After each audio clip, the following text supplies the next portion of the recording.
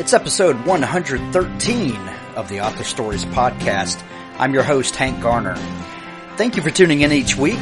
I do appreciate it. Go to hankgarner.com and subscribe to the show. You can find all the archives there. And when you subscribe, please go to iTunes and leave us a comment. It helps other people find the show. While you're over at hankgarner.com, please look in the show notes of today's show and visit our sponsors. ThirdScribe.com is there for authors to help take all of the guesswork out of the business side of writing. And it lets writers do what they need to do. And that's right. So go visit ThirdScribe.com. Let them help you take all the guesswork out of the business side of writing. Also, editor Ellen Campbell. If you're looking for someone to help you shape your words into the best that they can possibly be, go see Ellen Campbell. It's ellencampbell.thirdscribe.com. Also sponsoring today's show is Tales from the Canyons of the Damned. Volumes 1 through 6 are out. There's also an omnibus where you can check out all of those stories condensed into one, and I hear that a new volume is coming out very soon. So click on the link in the show notes and go check out Tales from the Canyons of the Damned. If you have a comment about today's show, please leave it in the show notes of this show or go over to iTunes and do so there. We really appreciate it. It's 113 episodes, and I thank each and every one of you for listening each week. Now, on to my interview with Christopher Paolini. Well, thanks for joining me again for the Author Stories podcast, where I bring you the story behind the stories and the storytellers. I'm really excited to have my guest on this week, Christopher Paolini. Everyone listening to this show knows exactly who he is, and I won't bury the lead, but I'm really excited that Christopher made some time in his day to come on and to talk to us about his creative process. Welcome to the show, sir. Thank you for having me. It's a pleasure to be here. I begin each show with a variation of the same question, and that question is, how did you first know that you wanted to be a writer or a storyteller? Oh, that's a good question. It's also hard to answer for me because I think originally I didn't want to be a storyteller. I loved reading. I loved stories in general. I loved movies and music and all sorts of the creative arts. And I loved them because they were a way for me to travel the world and experience things I'd never experienced growing up as a homeschooled kid in rural Montana. Yeah. So in many ways, growing up, what I really wanted to be doing was riding dragons and fighting monsters. But since that wasn't a sort of career option at the time, it still isn't, unfortunately, I sort of naturally transitioned into writing about the sorts of things that I was spending so much time daydreaming about and reading about and thinking about. And that ultimately became a career. But it took a long time before I really realized that it was something I could do, and before I really started thinking of myself as a storyteller. And in fact, I didn't think of myself as an author until my third book came out. Because, the first book comes out, and it's, well, that's nice, but that could be a fluke. And then the second book comes out, and you think, well, okay, that's nice too, but it still could be a fluke. But by the time the third book came out, I figured, yes, I can definitely call myself a writer at this point. Where did that initial love of these fantasy elements, tropes, if you will, you said you wanted to fight monsters and ride dragons. Where did that come from? Oh, boy, a couple of things. I love language. I love wordplay. I love interesting sentences and what have you. And fantasy naturally tends toward a more archaic style and has, roots going back to legend and myth of cultures all across the world. So all of that appealed to me. Plus, quite a bit of fantasy tends to be coming-of-age stories. And When you're an adolescent and you're going through the process of growing up, reading about stories that deal with that exact process can be very helpful, almost like a guide, like a map. To how one should grow up and be a functioning adult and deal with moral issues and life and death and all the other big questions in a fun and entertaining way. Plus, like a lot of kids, I was fascinated by dinosaurs, and so dragons are like dinosaurs plus. They can fly and breathe fire and eat people you don't like, or eat you if you don't treat them right. And fantasy and science fiction in general they have so much variety that I never got bored with it. Within those genres, there are romance stories and historical fiction and mystery thrillers and, of course, epic high adventure. And all of that ultimately then led me into reading other genres as well, because once you've read Lord of the Rings or the Gormenghast trilogy or The Worm Ouroboros by E.R. Edison, it really isn't that big of a leap to go read something like War and Peace or Anna Karenina, because, it's about a different culture with strange names and strange customs in a setting that you're probably not familiar with. And that's sort of how I got into then classical literature and literature in general. You mentioned that you grew up in rural Montana. How old were you when you guys moved there? My family first moved to Montana in 1986, so I would have been 3 or 4. Okay. And we've lived here ever since, with 1 year off for Alaska. Oh, wow. So that is your formative place. That's probably what you remember the most, is growing up in Montana. Very much. I mean, I'm sitting here in my office in Paradise Valley, Montana at the moment, and I'm looking out the window of my office at the Beartooth Mountains. And the Yellowstone River runs right through the middle of the valley. And this whole area was incredibly formative to me, and still is to a degree. I mean, being around wildlife, being able to hike in the mountains, learning how to make things with my hands, learning how to survive in the wilderness, not in any serious way, but just as a fun thing to do. All of those things are just wonderful, wonderful experiences to have if you're going to write something like fantasy. I might very well have ended up writing fantasy if I grew up in New York City or Los Angeles, but I'm guessing it either would have been a different form of fantasy, or I wouldn't have had as much personal experience to bring to some of the things I wrote about. Yeah, well, I write fantasy type things, but my fantasy looks very different than your fantasy, and I would assume that your fantasy is very informed by your surroundings. How much would you say that Montana and the Paradise Valley? Some people have said that some of your imaginary world, Allegasia, is very similar to Montana. Do you notice that informing of your world by your surroundings? Oh, definitely, and it was a conscious thing. I love mountains, for example. I love mountains. They're just something there, because there's such a huge physical presence where I live. Yeah. Wherever you look, there are mountains. You can't get lost because you just look at the mountains and you know where you are. So that was something I wanted to put in my story, and to really try to convey the sense of awe and beauty that I feel watching them day after day, season after season, year after year. In my books, I have some mountains that are actually about 10 to 12 miles high, which is, of course, a bit of a physical impossibility. But I remember reading an article many, many, many years ago about the mountains in New Zealand, and they're actually rising. I forget the exact rate, but they rise like an inch or two a year, or maybe it was a couple millimeters a year. And they said if it weren't for the fact of erosion, they would actually be about 10 miles high. And I loved that idea so much that I kind of went with it in my books and had some 10-mile-high mountains and said, well, okay, there was some magic spell cast that kept them from being eroded too much at the tops. But yeah, I think the biggest thing you learn from growing up in a rural area or in a semi-wild area like this is that it's the old phrase that Robert Heinlein used, that there's no such thing as a free lunch.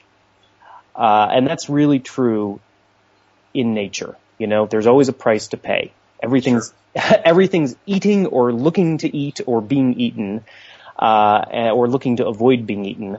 And when you make stuff or when you're camping your stuff, there's a very small margin of error for survival. Even if you're with friends and everything, if you break an ankle back up in the mountains, you can be in serious danger. And that was all stuff that I tried to bring to the fantasy world as well. That sense of even if you're not always in immediate danger, there's always a process and always a price to pay, and it's something you have to be aware of. I know you've told the story many times in many places about how you wrote Eragon and your process there, but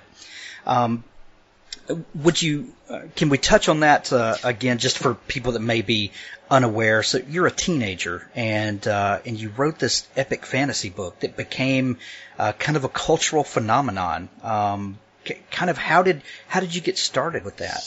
Well, as I said, I was reading everything I could get my hands on growing up, and writing quite a few short stories. And then when I got to, I was homeschooled my whole life. My mom is a trained Montessori teacher, so she taught both my sister and me while we were growing up. Mm-hmm. But when we got to high school age, or when we were ready for high school, we used an accredited distance learning school. So, we got sent the textbooks and we sent the tests back through the mail. This was pre a lot of the internet learning stuff that's available now. Right. And the great thing is we got an actual high school diploma. So, didn't have to do a GED or anything like that. Sure. Now, the downside of it is that while I was working on my high school courses, I didn't really do a whole lot of writing. So I had a couple of years where I was really just concentrating on learning, passing those tests, getting my diploma. And grinding through it. And as fast as I could, because I just wanted to be done with it. And I ended up graduating when I was 15. And at first, I thought it was going to be awesome. No more school, right? Every kid dreams of that. And it was awesome for about 2 weeks. And then I got really, really bored because, the nearest town is about a 30-mile drive away, and I wasn't in school, and I didn't have a job, and there were no neighbors around. So it was like, what am I going to do with myself? The main thing was that, and actually, let me step back for a second. So again, I hadn't been writing, and then when I finished, I started writing again, and sort of got about 4 or 5, 6 pages into a couple of different stories. And the problem was I kept hitting a wall, because I would have an initial idea for a story, whatever the inciting incident is, but I wouldn't know what happened past that point. So I would get all excited and write those first few pages, and then, bam, run into a wall. Perfect writer's block. Yeah, we've all been there. But yeah. I was very methodical as a kid, and I still am. And so what I did was I stopped writing, and I took a couple of months and started reading books on how to write.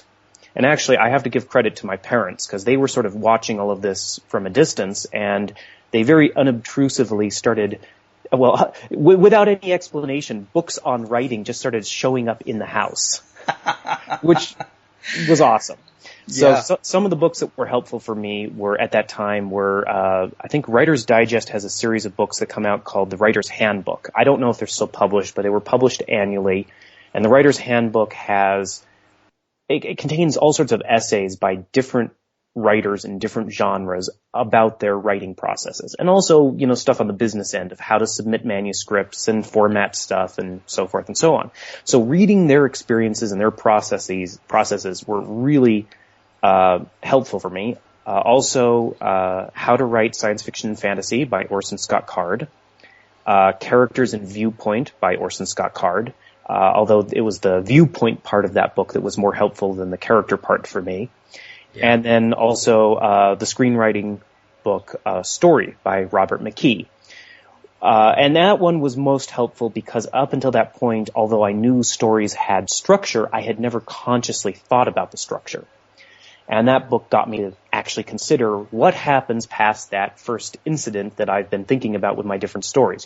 How does it develop into an actual book? And so once I did all this reading, I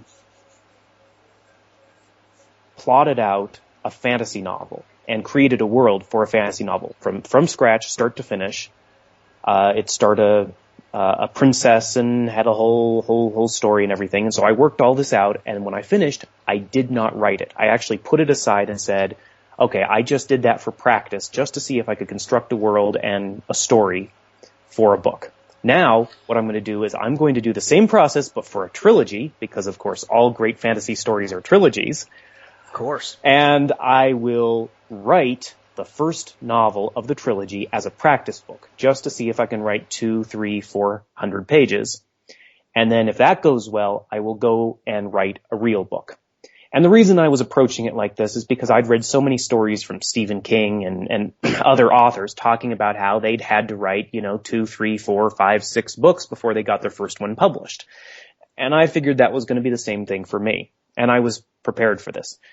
And during this point, I graduated from high school, and so I was preparing to go to college. I actually applied to and was accepted to Reed College in Portland, Oregon, and they offered nearly a full scholarship. But I just could not give up on this idea of writing. And that was really the moment when I realized that writing was something I wanted to do, and telling stories was something I wanted to do.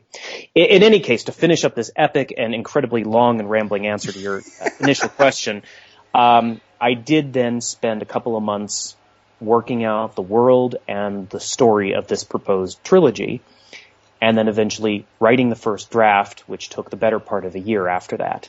And that practice book, of course, ended up being Eragon. So it took me about 11 years after that before I was able to finally move on to my quote-unquote real books. That's great. I know I've heard you say before, you talked about your publishing process with that book, and that you and your family self-published this. And this was obviously before Amazon released KDP and CreateSpace, and the super easy way it is for people to get their books in front of people now. You guys did it old school. Yeah. And you actually had them printed and bound, and kind of out of the trunk of your car sold the book to real live people, kind of face to face. What was that process like for you? And during that, did you ever get discouraged? Oh, almost every day. And it was a brutal process. We were very lucky because if my family and I had tried self-publishing Eragon even a couple of years earlier, we wouldn't have had the financial means to make it happen. Because it used to be, as your listeners may know, that the only way to publish a book was through the traditional offset press. You actually had to get a large print run done, which could be usually was like 10,000 books. But, the smallest you could probably get was about 1,000 books. And we just didn't have the money for that. To put in perspective, when we first came here to Montana, we lived in a log cabin that originally had a 50-gallon steel drum as a stove, and we were using chewing gum to plug the holes between the logs when it rained. So, nice. Yeah. So we're sitting around a kitchen table in the middle of Montana trying to figure out how to make this happen when no one had ever heard of the book or us or anything like that. And we were very fortunate because at the time there were some companies which were doing print on demand, which just allowed you to print however many books you wanted at a time. It could be one book or it could be 500 books or 5,000 books. Now, print on demand is a little more expensive than traditional printing, but you have the advantage of flexibility. And we went with a company called Lightning Source, which is a subsidiary of Ingram. And that meant we got an ISBN number for the book, and it was listed on Amazon, and anyone could walk into any bookstore in the United States and ask for the book, and the book could be ordered through Ingram, and we could get sales that way. But the thing Lightning Source is still in that business. Still in that business. Yeah. But of course, as I said, no one knew about me or the book, and I started setting up events at local bookstores and local libraries. But again, the problem is no one knew about me. So I would go to a bookstore and I would set up a table by the front door, and I would do this in medieval costume, I should add. And I would stand by that table for about 8 hours straight, and I would not leave the table in that whole time, and I would talk to every single person who came into the bookstore, and I would do my darnest to try to hand sell the book. Now, you might be asking yourself, why would Christopher Paolini and his family go to such lengths? Well, A, I wanted to make a career for myself as a writer. B, my family had always been looking for things we could work on together as a family business. And we'd worked on other things in the past, but this just happened to be the latest project, and whatever we did, we sort of went all in on it. And C, at that point, between editing the book and preparing it for publication, my parents had spent the better part of a year helping me get the book ready for publication, and that was time they hadn't spent working on other projects. So we were really in a position where if the book had taken another 3 or 4 months to start turning a profit, we might have had to just sell the house and all move to a city and get regular jobs, which doesn't really suit us constitutionally. So in any case, going into the bookstores was just a no-go. So I ended up actually cold calling schools, high schools and middle schools. And I found that on my best day in a bookstore, I sold 40 books, but most days it was about 13 books, which just didn't cover printing costs and travel and food and all that. But in the schools, by taking pre-orders and enlisting the librarians and whatnot, we were able to move around 300 books a day in the Nice. Yeah, and that was sustainable. But it meant I was doing 3 to 4 1-hour-long presentations every single day for months on end in these schools. And that was obviously time where I was not working on the second book. That just kind of got put aside for, about 10 months. Yeah. And it was intense and rough, but it was also an amazing experience and met a lot of wonderful people, and that ultimately brought the book to the attention of Random House. Oh, there's so many things you mentioned there that I want to touch on. First off, you said that you were calling on local bookstores and schools, but local, that means a very different thing to you than it does to me, probably, when you said earlier the nearest town is like 30 miles away. So doing anything with your local places is a commitment. Montana actually has slightly under 1 million people in the whole state, and Montana's the size of Germany. Wow.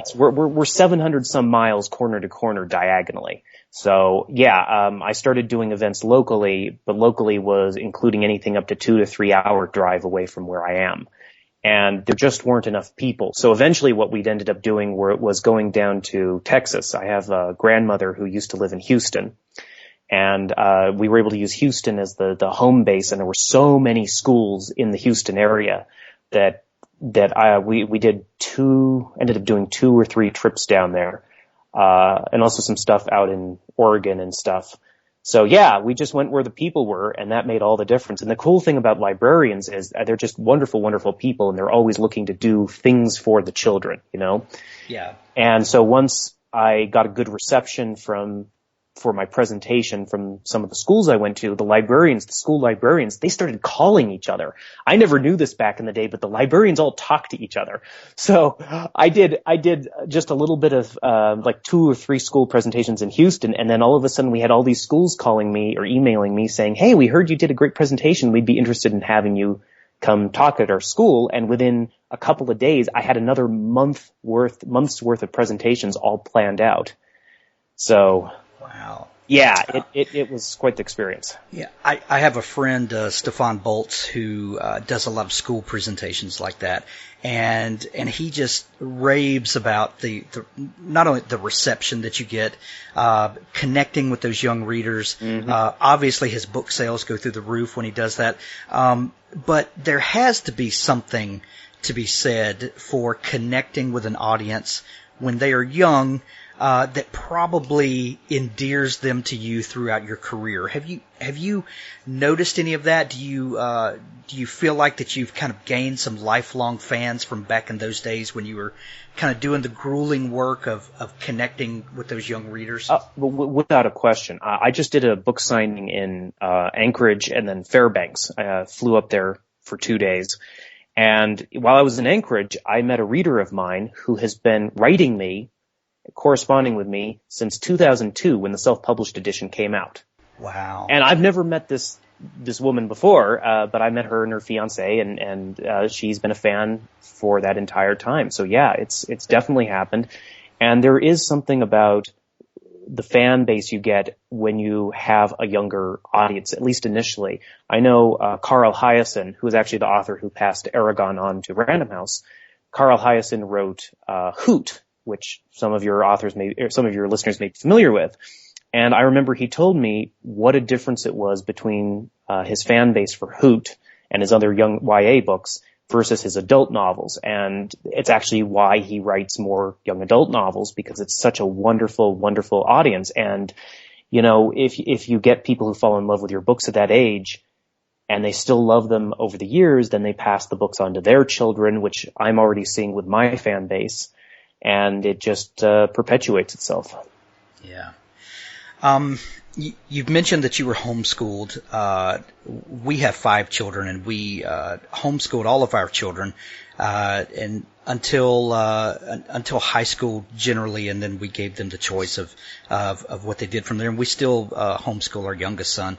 But homeschooling creates interesting people.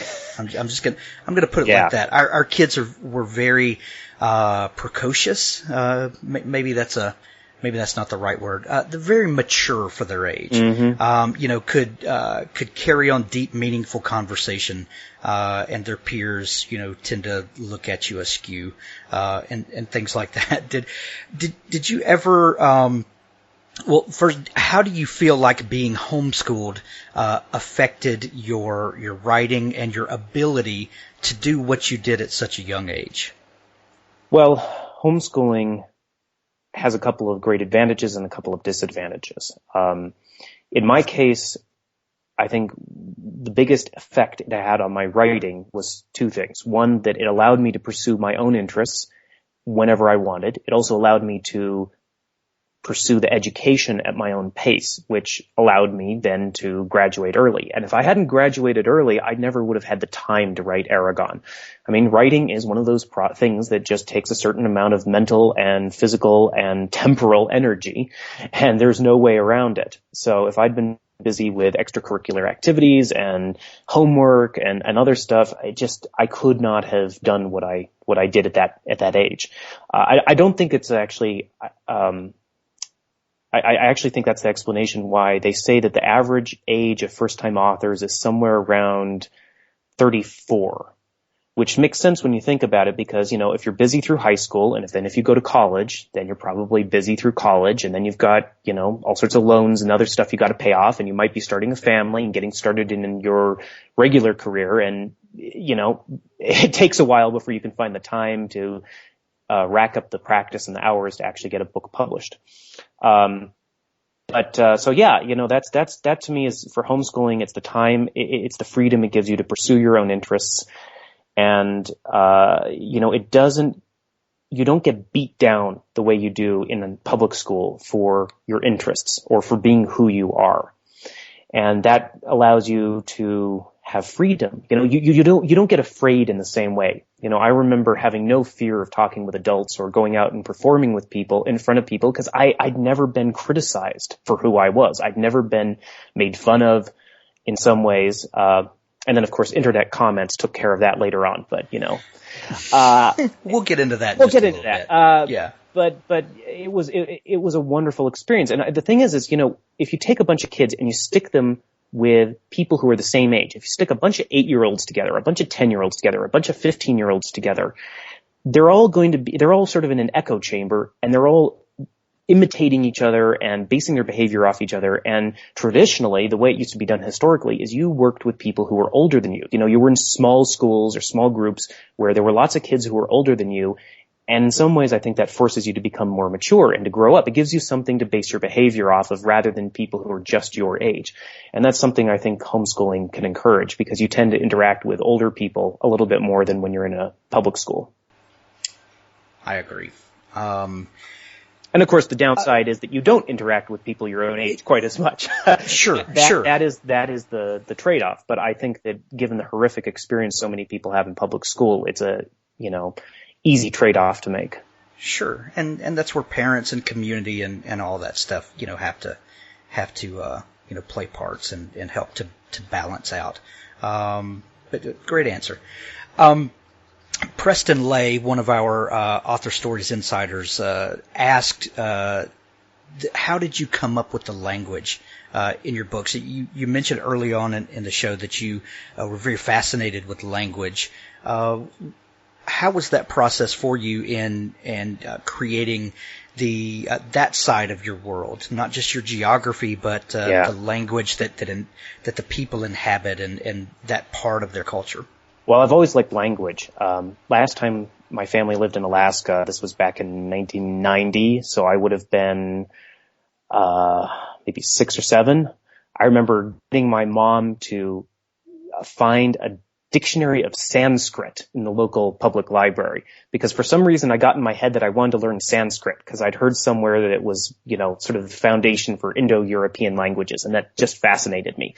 And she checked out a Sanskrit dictionary and brought it home, and I took one look at it and went, nope. And then the idea was much more interesting than the thing. Exactly. And then later on, when I was 10 or 12 or something, I remember reading Le Morte d'Arthur in pretty much the original language and form, and just being fascinated by all these old forms of the words, and finding some Chaucer and the same sort of thing. So when it came to the languages in the inheritance cycle, the main one, of course, is the language the elves use. And I had a dictionary of word origins in the house. And when it came time to create a word from this language, I sort of spent a lot of time in the dictionary of word origins, and I came across a very obscure word for fire. Or it's an origin word for our word for fire, but it's from Old Norse, and it's brissinger. And it has mythological connotations as well and stuff like that. And I liked the sound and the look of it so much that I started looking up a bunch more of Old Norse, and that ended up providing the basis for a lot of that language. And I'll happily admit, I am certainly no linguist, and I faked the language as best I could. But the problem with creating a language is it's one of those projects that you could easily spend 30 years on. The more I learned about it, the more I could see why Tolkien had ended up creating a whole history for his language. Because so you create a word and then you wonder, well, where did the word come from? How did it acquire those sounds? What is the actual root of it? And it snowballs. So I had to sort of balance my love of that end of things with my desire to actually finish the story within a couple of decades. Brilliant. And it proves to you that things don't just come to out of a vacuum. That these things have cultural connotations, and there's these things are all wrapped up together. Oh yeah, and I created some other languages for the books that were not based off Old Norse, and I just came up with them from scratch, and those were delightful to work on.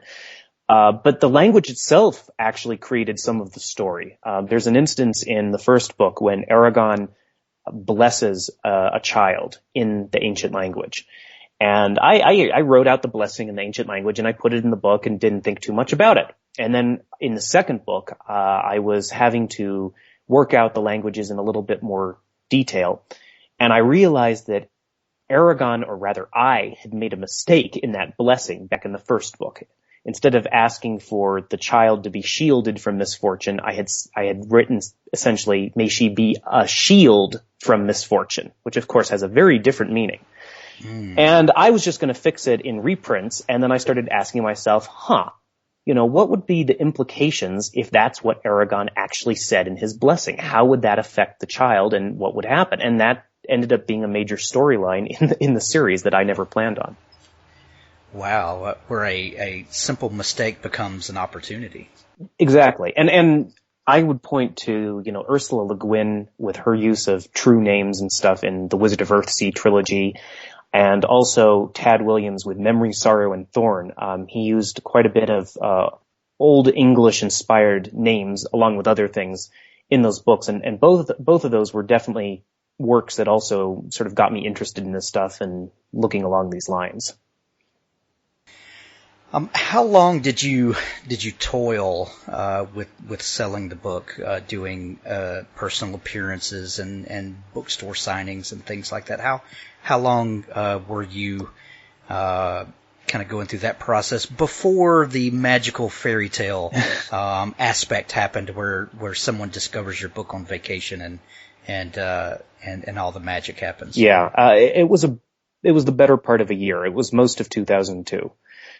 We got the first batch of books published in, actually I can't remember what month, and it was one of those epic stories because we printed up 50 books to start with, and they showed up in the middle of, while my family and I were watching Roman Polanski's Macbeth, and the 50 books showed up, and of course they were all miscut by the printer.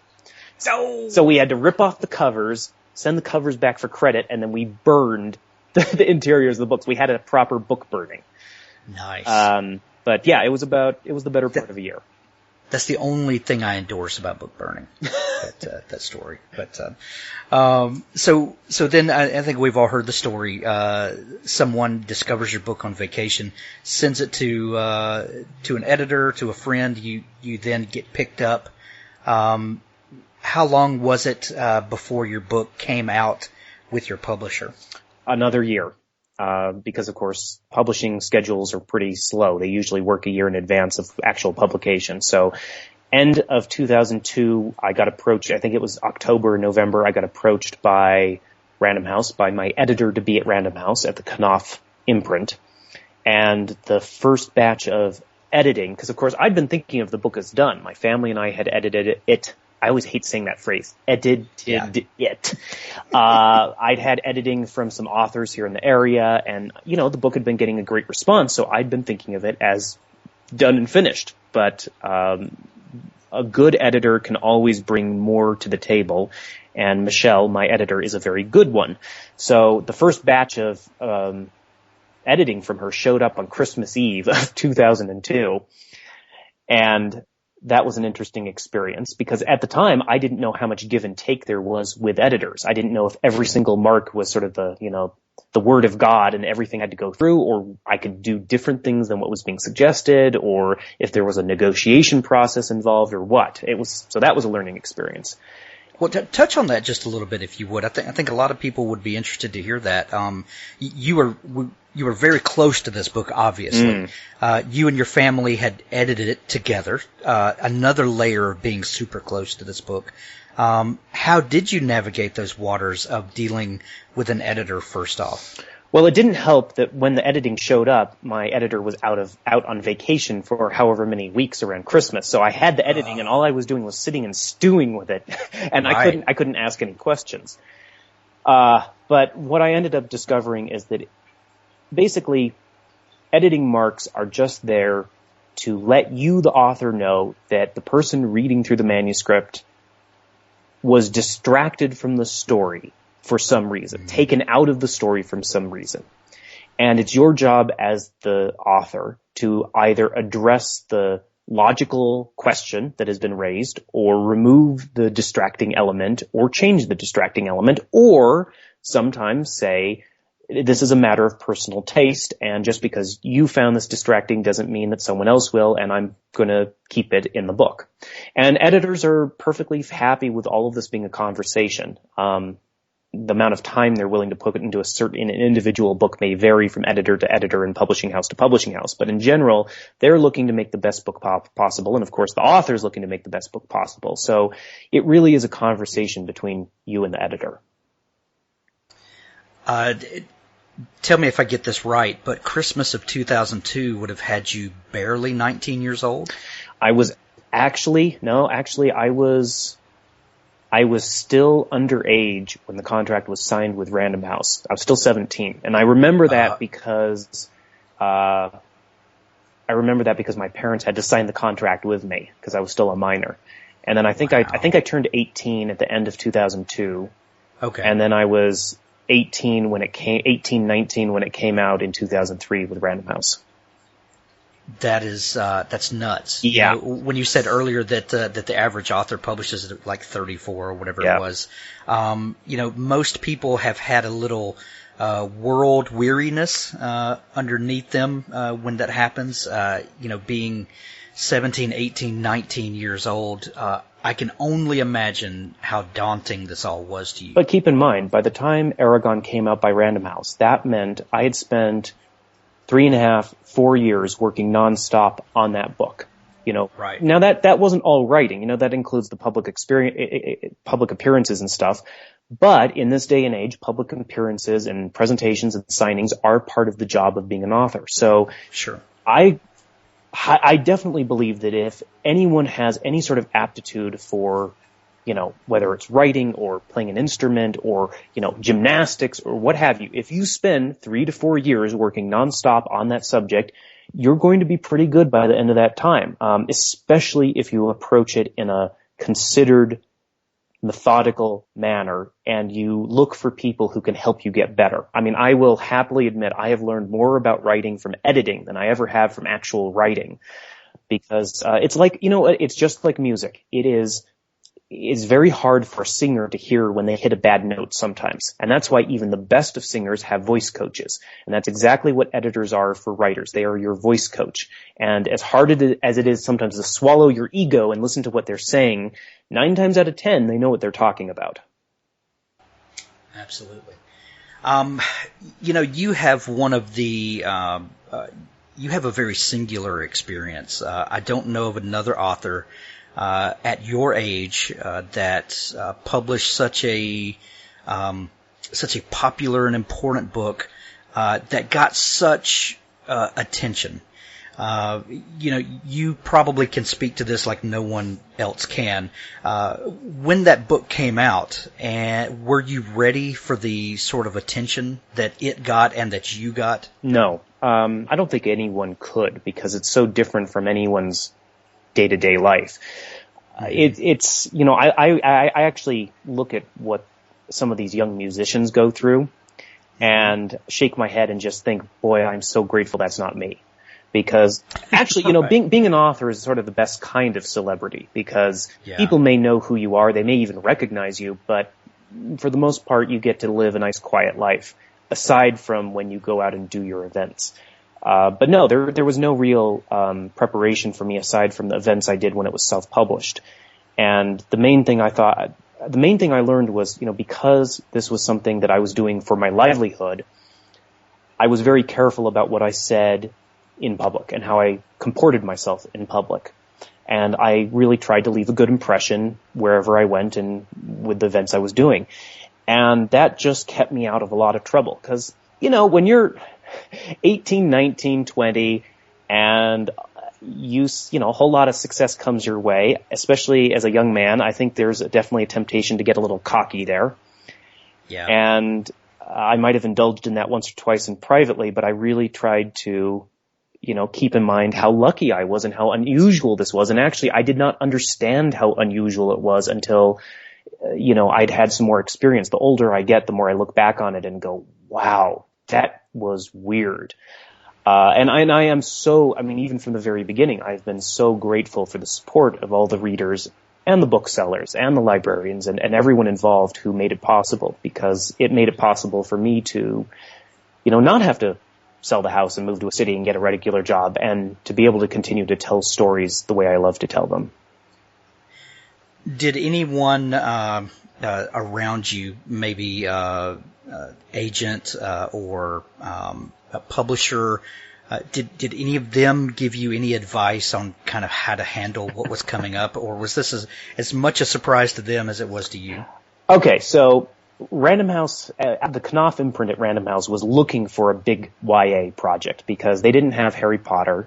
They did have Philip Pullman, but he hadn't really hit quite as big as he did later. And they ended up really making a big push behind Eragon. They felt good about it, and they thought this was the thing that it was going to be a big hit. So, they were already gearing up and hoping it was going to be big, but they kept telling me, don't expect too much, don't expect too much, don't expect too much.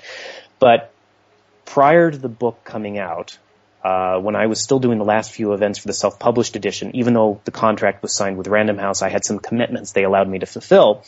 The publicist, the head publicist there at Random House Children's, flew out to Texas where I was doing the events and actually watched me do my presentations. And then right before the book launch, I went out to New York City. It was my first time in New York City, and I was, gawking just like you would expect. And sure. Random House sent me to a media trainer expert, which they sent some of their authors to. And I have to paint the picture. You really have to see what this is. I'm getting a picture I here. was 18. I'm wearing, my good clothes from Montana. I'm wearing khakis and brown leather shoes and a collared shirt that's all tucked in, right? I look like a complete dork. And I'm wandering around in New York City, and they take me to this media trainer who helps authors with their presentations and doing interviews and stuff. And at the time, so we get in a cab, we go to this building. The building is on the edge of Central Park. We go up to a penthouse that is overlooking Central Park. Everything is white in the penthouse. There is a grand piano in this penthouse. There are Emmys and Oscars on the shelves of this penthouse. And the media expert was this incredibly elegant woman who must have been late 70s, early 80s, with pure white hair that's all pulled back in this elaborate hairdo. And she stood absolutely straight. She looked like an ex-Russian ballet teacher. And she carried with her a silver-topped cane. I am not making this up. Oh, my gosh. And what to you, this had to be more fantasy than Allegasia. Wait, it gets better. So I get taken to a room there in the penthouse, and she had set up one of those big old video cameras like the news crews would use, a Betamax or something. And I got put in front of this camera, and she filmed me doing interview questions and presentation bits and all stuff. And she's standing there the whole time with her silver-topped cane, tapping it on the floor. And then she would, oh God, you're 19. She would play the video back and make me watch myself and provide advice and commentary. So yes, I did have some help, and actually my parents had some experience doing interviews and stuff many years ago, so they were able to give me some advice. And I was fortunate. I made plenty of mistakes, but I made most of them with the self-published edition, so that by the time I started getting national and international attention via the press, I didn't stick my foot in my mouth quite so much. Oh man, when the book came out, it found a massive fan base. I think the books still have a massive fan base. But then you got to get a little taste of the other side, of maybe people that did not enjoy your work, or, maybe you said your work, and I'm going to preface this by saying every fantasy work is derivative in some way. I think that's fair to say. But you start getting, critics start coming out, spreading a little haterade around and stuff. How does a young man like you, first off, you're young, you are, not used to the attention. You have a brand new work that you have poured literally your life and blood, sweat, tears into. It's very close to you. Mm-hmm. And all of a sudden people, start taking pot shots at you. How do you handle that? It's hard. And I've talked with a lot of different authors over the years who have experienced similar situations. Like if you ever get a chance, ask R.A. Salvatore about the time he killed Chewbacca in a Star Wars novel. There's an interesting story there. Yeah, I had him on the show about a month ago, and there you go. So it was difficult. The thing is I wrote Eragon out of a place of joy. It was something I wrote because I loved fantasy, and I very consciously was trying to write an archetypal fantasy hero story with all the tropey elements you would expect from that sort of a story. The magic sword, the wise old mentor, the evil villain, the dragons, the dwarves, the elves, and so forth.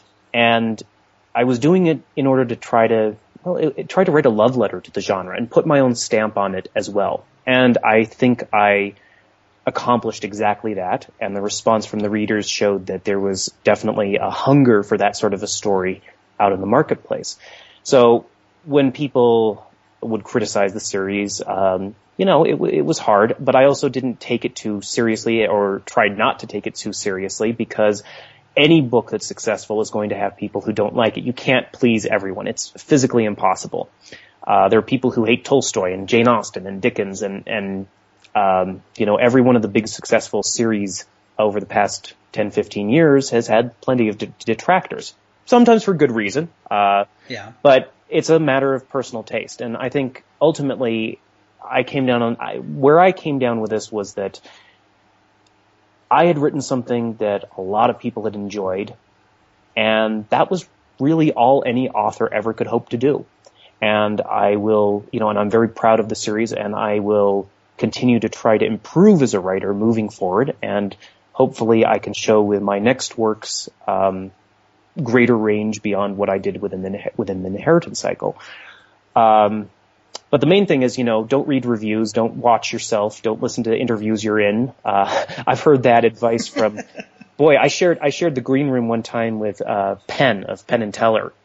And, he's a big, tall guy and, big, brash personality. And you'd think that none of this stuff would ever bother him. And he told me the same thing. He never reads or watches or listens to anything that he's in because it messes with you. And, the thing is it's not only negative things that can mess with you. If someone does a review of your work and they praise something in the book, and if they praise something that you did unconsciously or without thinking about too much, then it can be something you get self-conscious about, and then you pay too much attention to with your next project, and it just ends up messing with you. So, you worry about your trusted readers, your friends, your family, the people who you trust to give you good, honest advice, and the rest of it is sort of out of your hands. Yeah. Well, someone said one time, don't trust your 5-star or your 1-star reviews, because you'll have to start taking both seriously, and that can be dangerous. And I have really seen, I've talked about this with Sanderson a few times and Rothfuss, and the internet makes it very easy for people to criticize other people. This is the trolls are everywhere. And even if the criticism is valid, it can be hard to deal with. And I know of a couple of very, very big-name fantasy authors who have not been able to write because of all the negative attention they got. And some of them write books that I don't personally care for, but I look at this and I actually think it's pretty sad because even though I don't care for their work, I don't think that the world is a better place if they stop writing. Right. And exactly. And that's just a difficult thing to watch. So I think that for anyone who's listening to this and is a creator, I think the most important thing is to hold on to that sense of joy that brought you to writing or painting or composing or whatever it is in the first place. Because without that, what's the point of doing this? And you're never going to be able to please everyone. Physically impossible, mentally impossible. Yeah. And there's room enough for all of us. There are lots of people, even authors I've had on the show, that I don't necessarily enjoy their work, like you said, but I really appreciate their contributions, and I really try to stay humble and learn from them, because you can always learn from someone else's experiences. Absolutely. Exactly. And of course, if you want to go the crass route, there's always what Stephen King said, which is, how do you know if you're a successful writer? Did the check clear? Congratulations, you're a successful writer. And that's right. That's a little glib. I wouldn't go quite that far, but it is an indication that you are succeeding in one aspect, in that you are successfully communicating something to a large number of people. And writing is the art of communication. And if you can do that, whether or not it's something everyone likes, you are still successful. That's right. That's right. After that first book, we were talking about young musicians earlier. There's a lot of breakout young musicians that have a debut album that just skyrockets, and all the craziness happens. And then that second album really disappoints a lot of people, and some people say they were busy buying drapes. The euphemism is that when you're making that first album, you're putting everything you have into it. And then when you're making that second album, you've got some money and you're buying houses and you're picking out drapes. And, when you had to follow up Eragon, and some people can't follow that up because of crippling self-doubt. And you talked about that some people just can't follow that up because of all the criticism. Was there this tremendous pressure for you to follow up Eragon? There was, although it may have been coming more from myself than from anyone around me. Everyone was very accommodating at Random House and whatnot. I have always had high expectations for myself, so it was difficult to shift from viewing writing as a hobby and something I was doing simply whenever I felt like it because I enjoyed doing it, to viewing it as a job. And not only that, but a job where there were hundreds of thousands and then ultimately tens of millions of people who were sort of paying attention to what I was doing and willing to tell me what they thought of what I was doing. And that was tricky, but I was very fortunate in the fact that this actually was a series, because it was all one big story. And I wasn't having to go off and figure out something completely new from scratch with the second book or the third book or even the fourth book. And that was a really good safety net to experiment and learn and practice and grow as a writer. Now my newest project, this is definitely a lot more risky and scary from a creative standpoint, but it's also a lot more fun. Speaking of that, you're kind of shifting gears a little bit, aren't you? And did I hear right that you're working on something more like space opera? Exactly. A big sci-fi novel full of aliens and lasers and explosions and tentacles. Don't forget the tentacles. Nice. I read as much sci-fi as fantasy growing up, and I think that a lot of readers of fantasy switch over to sci-fi and vice versa. Sure. It's a very fluid boundary. And one of the reasons I'm doing it is because it's allowing me to use more modern language. I spent, 11, 12 years writing, language that was not natural to me. It was more elevated fantasy language. And there were a lot of words I didn't allow myself to use, and phrases, and styles. So it's very nice, from an artistic standpoint, to be able to use the English language as I'm familiar with it on a more day-to-day basis. And also to try something a little bit different, but hopefully not so different that fans of the Inheritance Cycle won't also enjoy it as well.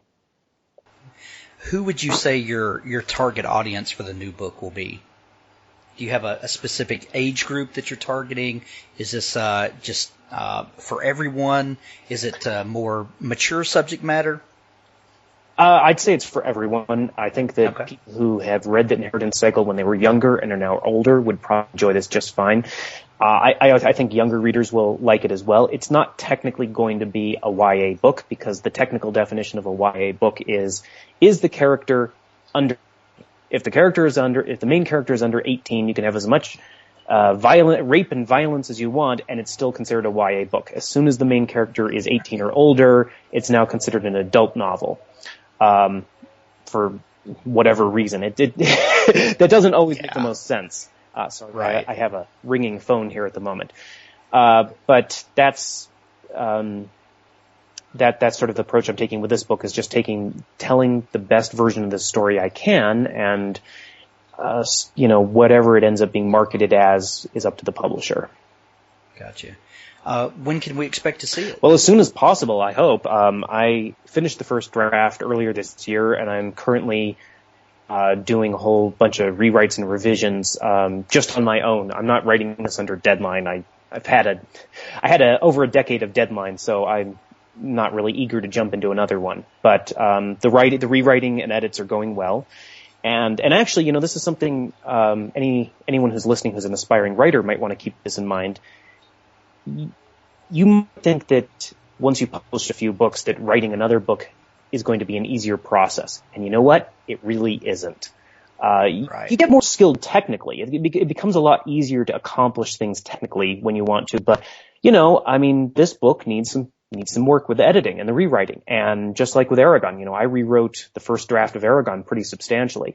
And the difference between people who get published and people who don't oftentimes is the amount of work they're willing to put into us. So, I'm not daunted by the prospect here. It's something I've done before. It's a little more work than I would have liked, but it's not more work than I'm willing to put in. So, that's just part of the process. Is Random House publishing this book as well? There's no deal for the book at the moment. Like I said, there's no deadline, because I haven't signed a contract with anyone, but, I'm quite sure that Random House will probably publish this. And, I've had a wonderful working experience with them. I love my editor there. I love the publicity department. So, I would be very surprised if the book ended up anywhere else. Do we have a title for the book? Oh, it's a wonderful title, and I can't tell you. We're going to do a reveal for it. I love this title. In fact, I'm saying this only half jokingly. I pretty much wrote this book because of the title. Book titles are one of those things that you either get it immediately at the beginning of the story, or you end up agonizing over it over the whole course of writing the book. Eragon, I basically had the title pretty close to the beginning of the book. Some of the other books, they were just really hard to figure out. But this one, I've had the title right from the beginning, and it's just been burning. I actually wanted to write it back in 2006, but I was caught up in the Inheritance Cycle, so didn't have the time. One last question for you. Was it, what's the most difficult thing in shifting gears from kind of high epic fantasy to sci-fi? That's a good question. Well, maybe technically, the fact that basically machines don't have the extra gear in them that sometimes humans or animals do. So in a fantasy novel, if you're traveling from point A to point B, you can fudge the numbers sometimes, Okay, so so-and-so is really desperate and he runs a little faster, pushes himself a little harder, or the horses got pushed a little harder, what have you. But you can't do that with a spaceship. A spaceship only travels so fast, and you can't really force that past a certain point. So probably the trickiest part is being aware of what is physically possible given the technology that I've envisioned for this story, and then not breaking it. In some ways, the technology in a science fiction story is very much like the rules of magic in a fantasy story. And understanding them as deeply and completely as possible is something the author really has to do if they want to have an internally consistent world and an interesting world as well.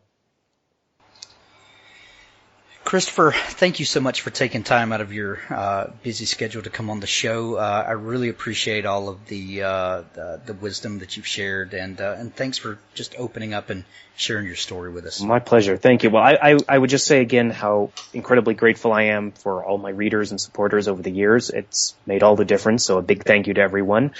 And I would just say again, to anyone who's an aspiring writer themselves, don't give up. Persistence makes all the difference, and, outline your stories beforehand. That also makes all the difference. I know, there's the Gardeners and there's the different approaches to plotting stories and stuff, but please plot them out beforehand. Would you mind, how detailed do you plot? I have tried to skate by with more general outlines, and I always get myself into trouble when I do that. In fact, some of the rewrites I'm doing on the sci-fi story are exactly because I thought I had figured things out, and I really hadn't. I'd only scratched the surface.